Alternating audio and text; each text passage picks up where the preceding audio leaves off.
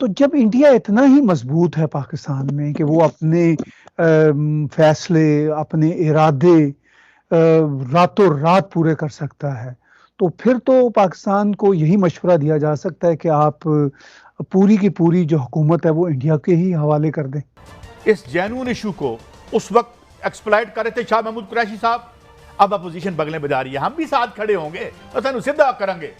Top commander उनका air force का बहुत बड़ा अफसर नाज़रीन ग्राम बयान देता है और यह कहता है कि किसी दिन जो पाकिस्तान साइड वाला कश्मीर है उसे हम मिलाकर इंडियन कश्मीर में एक बहुत बड़ा और गंदा प्लान बनाया गया है। पाकिस्तानी कश्मीर पर हमला करने का मंसूबा रेडी किया गया है, मंसूबा तैयार कर लिया गया है और इस मंसूबे से पहले नाज़रीन इसको जब इम्प्लीमेंट किया जाए, इससे पहले कुछ ऐसे इशारे दिए जा रहे हैं जिस पे ये फैसला किया जाए और देखा जाए पाकिस्तान रिस्पॉन्ड कैसे करता है। एक प्लान जो है उसको एग्जीक्यूट करने के लिए तमाम तर जिम्मेदारियां तमाम तर ऑफिसर्स जो इंडिया में मौजूद हैं उनको सौंप दी गई हैं। ये पूरा मामला क्या है, पाकिस्तानी कश्मीर की बात क्यों की जा रही है इस वक्त, जिसे वो पीओके कहते हैं और जिसे हम आज़ाद कश्मीर कहते हैं, उसके ऊपर हमले की क्या बात की जा रही है और क्या किसी आम आदमी ने कहा? नहीं नाज़रीन, आम आदमी ने नहीं कहा। एक बहुत बड़े लेवल के ऊपर बड़ी पोजीशंस पर जो लोग हैं वो इस वक्त पाकिस्तानी कश्मीर की बात कर रहे हैं और ये कह रहे हैं कि पाकिस्तान से कश्मीर लेकर उसे जो है वो इंडिया के साथ मिलाया जाएगा। क्या कश्मीर पर एयरफोर्स के साथ हमला किया जाएगा? क्या जहाज़ों के साथ कश्मीर पर हमला किया जाएगा? क्या जहाज़ इस्तेमाल किए जाने के लिए ग्रीन सिग्नल दे दिया गया है? और अगर नहीं दिया गया है तो एयरफोर्स के सीनियर अफसरान इस बारे क्यों बात कर रहे हैं? कोई बात करे या ना करे, एक बात तो सही है कि पाकिस्तान जब आतंकवादियों का रूप धर के और कश्मीर को हड़पने के लिए जब चला था, तो कश्मीर के जो राजा थे उन्होंने मदद का हाथ इंडिया के साइड बढ़ाया था और उन्होंने कुछ पेपर्स पे भी साइन किया था। That's the reason. पॉइंट यही बनता है कि जो पार्ट है कश्मीर पार्ट वो इंडिया का है, क्योंकि वहाँ के राजा ने इंडिया के साथ साइन किया था।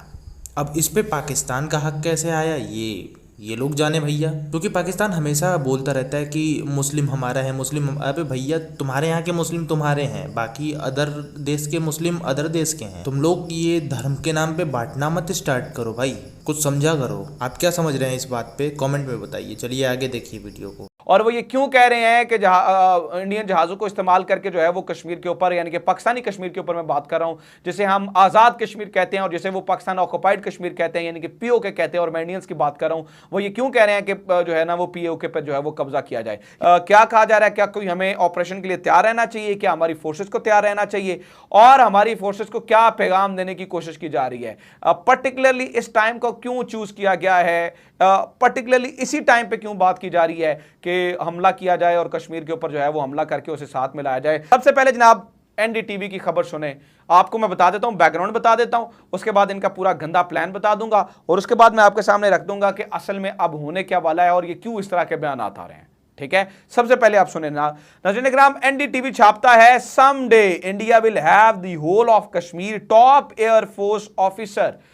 टॉप कमांडर उनका एयरफोर्स का बहुत बड़ा अफसर नाज़रीन ग्राम बयान देता है और यह कहता है कि किसी दिन जो पाकिस्तान साइड वाला कश्मीर है उसे हम मिलाकर इंडियन कश्मीर में शामिल कर लेंगे। अब ये एक ऐसा बयान है, ऐसा नहीं है कि उसने नासमझी में दे दिया, ऐसा नहीं कि उसने जज्बात में आके दे दिया, क्योंकि इतने बड़े अफसर से आप जज्बात में बयान जो है वो एक्सपेक्ट नहीं कर सकते हैं। मतलब ये हमें ये समझना चाहिए कि ये उनकी अगर कोई एयरफोर्स का इतना बड़ा ऑफिसर बात करे तो हमें ये समझना चाहिए ये उनकी पॉलिसी स्टेटमेंट है।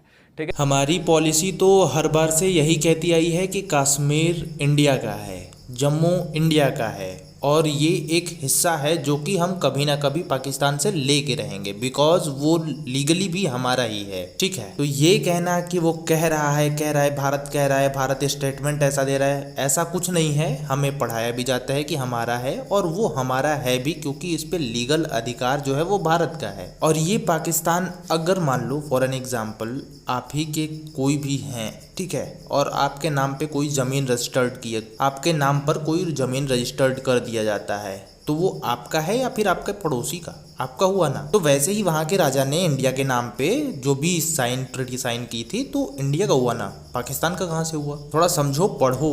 वो पॉलिसी स्टेटमेंट दे रहे हैं। अच्छा, वो इस टाइम पे क्यों दे रहे हैं पॉलिसी स्टेटमेंट और ये किस अफसर ने बात की है, मैं आपके सामने रखता हूँ, फिर उसके बाद मैं बताता हूँ। सुनिए जनाब, Budgam landing anniversary Air Force Commanding in Chief AOC in C of Western Air Command, Air Marshal Amit Dev, also said the people in POK are not being treated very fairly by the Pakistanis. वो ये कहते हैं कि जनाब जो POK यानी कि Pakistan occupied Kashmir है, जिसे वो पाकिस्तान ऑक्युपाइड कश्मीर और हम आज़ाद कश्मीर कहते हैं, वो ये कहते हैं कि उन लोगों के साथ सही सलूक नहीं किया जा रहा है। वो लोग तो बेचारे बहुत परेशानी के अंदर हैं और उन लोगों के साथ तो बड़े मसले मसाइल चल रहे हैं। तो हमें क्या करना है? अब ये एयर मार्शल लेवल का ऑफिसर है, एयर मार्शल लेवल के ऑफिसर की बात कर रहा हूं मैं। तो अमित देव क्या कहता है? अमित देव कहता है कि हमें उन लोगों को भी साथ मिलाना है। अब एक तो ये कि जो फवाद चौधरी उन्होंने ये कहा कि जो टीएलपी है उसको इंडियन सपोर्ट हासिल है, पहली मर्तबा ये अब उन्होंने बात की टीएलपी के हवाले से भी। और फिर जब शेख रशीद आए तो उनका कहना जो था, चंद नुकात जो उन्होंने बयान किए उसमें ये था कि जो पाकिस्तान है उसको बाहर से जो दुनिया है उससे बड़े ही चैलेंजेस दरपेश हैं। मसलन ये कि दुनिया की नजरें पाकिस्तान की जौहरी ताकत और मईशत पर लगी हुई हैं। तो इतनी बड़ी मईशत हमारी कैसे हो गई और हम इतनी बड़ी ताकत की पूरी दुनिया की नजरें अब हम पर लग गई हैं। ताहिर साहब, मेरा सवाल जो है ना वो पहला आपसे यही होगा कि अभी तक ये बड़ी हैरानी हुई सुनकर, वैसे तो बहुत सारे मामलात पे ये कह दिया जाता है कि दरअसल ये जो कुछ हुआ इस पे इंडियन सपोर्ट हासिल थी। अब जब ये कहा गया कि टीएलपी को इंडियन सपोर्ट हासिल, ये अचानक से कैसे हो गया? अभी तक तो हमने देखा कि ये बड़ा मजबूत असासा थे, एसेट्स थे हमारे, और फिर अचानक से दुश्मन भी बन गए और फिर ये भी पता चल गया हुकूमत को कि इनके पीछे तो दरअसल भारत की फंडिंग है।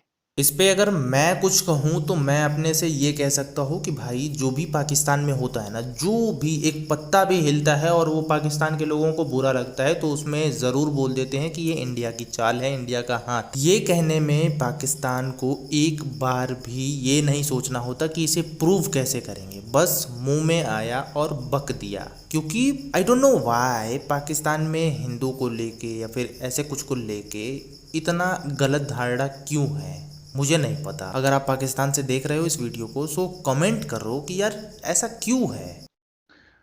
देखिए, बात यह है कि पाकिस्तान में जो चीज़ भी हुकूमत हो या एस्टैब्लिशमेंट हो उसके काबू में ना आए, उसके पीछे इंडिया का हाथ होता है। जो शख्स भी उनकी बात ना सुने वो इंडिया का एजेंट होता है। तो जब इंडिया इतना ही मजबूत है पाकिस्तान में कि वो अपने फैसले, अपने इरादे रातों रात पूरे कर सकता है, तो फिर तो पाकिस्तान को यही मशवरा दिया जा सकता है कि आप पूरी की पूरी जो हुकूमत है वो इंडिया के ही हवाले कर दें। जब आप कुछ खुद करने के काबिल ही नहीं और समझते हैं कि हर चीज़ इंडिया से ऑर्केस्ट्रेट हो रही है और जो भी शख्स इनसे इख्तलाफ करता है पाकिस्तान की बेहतरी के लिए, उस रीजन की बेहतरी के लिए, वो इंडिया का एजेंट हो जाता है, तो फिर इनको वाकई अगर इंडिया इतना ही पावरफुल है तो इनको अपने पूरे जो हुकूमती मामलात है वो इंडिया के हवाले कर देना चाहिए। ये तो है एक चैलेंज पाकिस्तान के लिए। लेकिन रियलिटी ये है कि जैसा कि आलिया आप कह रही हैं कि ये रातों रात कैसे हो जाता है। अभी कोई 2 रोज पहले ही ऑलमोस्ट शेख रशीद कह रहे थे कि जी ये मजहबी लोगों से हम किसी किस्म की मुखालफत और मुखासमत का इरादा नहीं रखते, इन्हीं का नाम लेके टीएलपी वालों का। अच्छा, फिर इनका ये भी कहना था कि ये बड़े अच्छे लोग भी हैं, अगरचे फ्रांस के सफ़ीर को निकालने का मुतालबा हमारे लिए मानना मुश्किल है, लेकिन अदरवाइज हम इनके साथ बैठेंगे, बातें करेंगे। उन्होंने बातें भी की, बैठे भी, और जो मुतालबात थे टीएलपी के वो तो बड़े सिंपल से हैं। एक तो साद रिजवी की रिहाई की बात वो कर रहे हैं।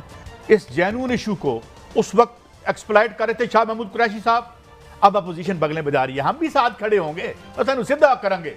ये क्या अपने रसूल के लिए ये सारी हरकतें कर रहे हैं? ये सिर्फ अपने पावर में पहुंचने के लिए सीढ़ी के तौर पर हम हमारे इनोसेंट लोगों के जो खूबसूरत जज्बात हैं उनको इस्तेमाल करते हैं। साहब, ये सियासतदान कर। अब इस वीडियो में जो कुछ भी देखा है आपने पाकिस्तान की या फिर मेरी बात जो भी सुनी है, मैंने अगर कुछ गलत बोला हो तो भी आप कमेंट करके बताइए। एंड हाँ, आप हमें बताइए कि क्या सही है क्या गलत है, क्या हमने गलत बोला, और ये भी बताइए कि क्या भारत को लेना चाहिए कि नहीं लेना चाहिए कश्मीर। और अगर आप पाकिस्तान के हैं तो हमें ये बताइए कि भाई जो मैंने बोला क्या वो गलत बोला, और गलत बोला तो मेरे को प्रूव करिए। ओके।